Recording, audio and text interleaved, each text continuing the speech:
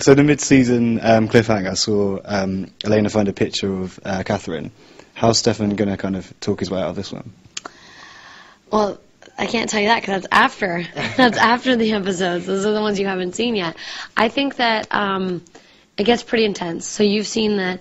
The audience knows that how much has happened, and Elena and Stefan's relationship has gotten quite intense. And just as he's finally earned her trust again, and they've finally reconnected, she finds out this other element, aside from the fact that she's already accepted that he's a vampire. She's already accepted that his brother is a blood-sucking, psychopathic killer.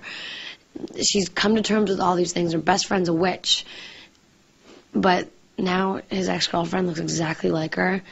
And so it's just another curveball. And it's going to be tough to recover from that one. And he's going to really have to work hard to fix the situation, if it can be fixed. Do you see a happy ending in sight for those two? Yeah, I'll just have to watch and see. Also, Elena was in quite a bad way following the car crash. Is she going to be able to pick herself up and dust off? Or? I think Elena is a very tough girl, and she's very strong, and I admire her for everything that she's gone through, and with the death of her parents, and the brother, and the vampire boyfriend, and her best friend being a witch, and Vicky going through everything that Vicky goes through, and just there's so much going on, and the fact that she's able to deal with it and deal with it with such grace thus far, even though it can be kind of traumatic and crazy at times. I think she can handle anything that comes her way. And if Damon succeeds in his plans as far as Catherine is concerned, what do you think that would mean for the rest of the cast, the rest of the characters?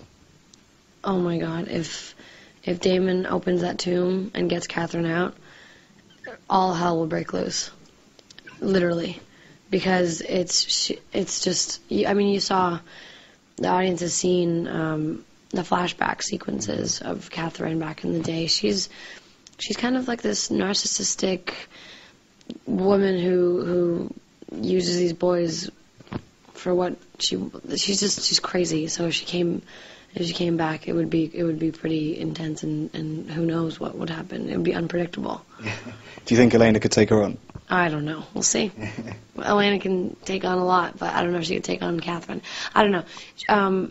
But I have so much fun doing the flashback scenes with Catherine because I get to put on the corset and the dress and be this whole different person, and that's why I love the role that I get to play, the roles I get to play on this show. I get to be two completely different people that are in terms of personality, are so different, and they have polar opposites, so it's a lot of fun. Do you think there's any chance of Elena being turned? We'll have to watch. I can't tell you these things. You are just... Would you like to play a vampire? I do play a vampire as Catherine. True. But as Elena, would you like to? Actually, wait, do they know that? Well, they will be, this is being held back. Yeah. Yeah, but I don't think you know that yet. Oh, yes, you do. Yeah, okay. I do get to play a vampire. I get to play Catherine, and I get to put in the teeth and do the whole thing. And it's funny. As soon as you put the teeth and the eyes and you're in that whole get-up, you just change, and you feel almost more animalistic and crazy. And it's cool to play that because it's so different from myself, and it's fun. Which is a better role to play? They're both different and amazing in different kind of ways, but I think I enjoy playing Catherine more because I don't get to as much. It's kind of like the whole vampire appeal and the whole bad boy appeal. It's because it's forbidden and because it's what you're not supposed to have, and it's harder to get and bad for you that you like to do it more because it's, yeah. And we've seen from recent episodes that the producers aren't afraid to kill off the main characters.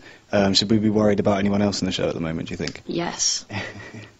The audience should be worried about every character's well-being because it's up in the air, anything can happen. And it's funny, when we first got the show and we moved to Atlanta, Marco Siega, who's one of the main directors on our show, he came up to us and he sat us all down. He's like, just so you guys know, you better be on your best behavior, and not only that, but just like don't get too attached because it's not Elena's diaries, it's not Damon's diaries, it's not Vicky's diaries, it's the vampire diaries. So anything can happen, and anyone's up in the air to. But it's also just because they want to keep the audience on the edge, and there's also like a like a unpredictable kind of anything can happen. So yeah. How do you think the show would be without Elena? Oh, I don't know. I mean, I wouldn't watch it anymore. No, I'm kidding. I don't know. I don't know. So finally, on that note, how are things on set like without people like Kayla? You know, Kayla's still very much in our lives. I live with her. Like she was my roommate while we were filming, and she's so cool and so sweet and so talented. When she did all those episodes with the transformations, and I respect her so much as an actress, and I think she is doing films, and she's got all these projects lined up now, obviously, because she's so wonderful, but we miss her. We miss her so much. But who knows? I mean, it's a supernatural kind of world. Anything can happen. Do you think there's a chance she might come back? Anything can happen.